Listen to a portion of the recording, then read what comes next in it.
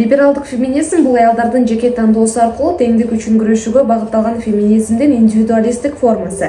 Либералдык феминизмдин же башкача айтканда теңдик феминизминин агымы 19-кылымдын ортосунда биринчи толкундагы феминизм кезинде шайлоодо добуш берүү укугу үчүн күрөшкөн суфражисттердин көз караштарынын таасири астында пайда болгон. Либералдык феминизмдин негизги максаты аялдар турмуштун бардык баскычтарында бирдей укуктуу болуп, эркектин эркине баш ийбей мамлекеттик аппаратка чейинки кызматтарга жетүүгө жана өз эрки менен тандоо кылуусуна жетишүү. Либералдык феминисттер аялдардын баш ийүүсү билим берүү жана укуктук чектөөлөрдүн жыйындысы менен шартталган.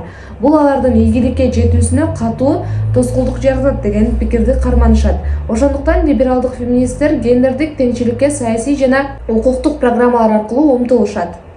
Либералдык феминизм төмөнкү суроолорду кабыргасынан коет. Гендердик нейтралдуу мыйзамдын гендердик спецификалык мыйзамдарга өтүү керекпи?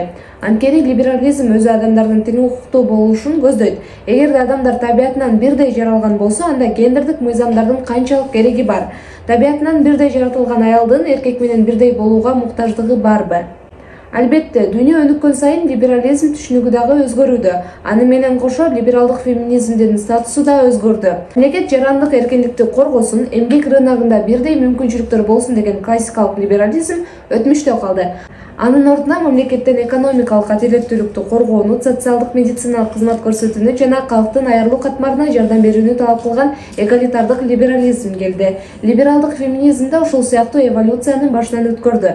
Либералдык феминизмдин өнүгүшү формалдуу теңчиликтин алкагынан чыкты. Эми бул агым эркектердин бала тарбиялоо процессине катышуусуна жана репродуктивдик маселелерде аялдардын жекече эркиндиги сыяктуу маселелерди көтөрүп чыкты.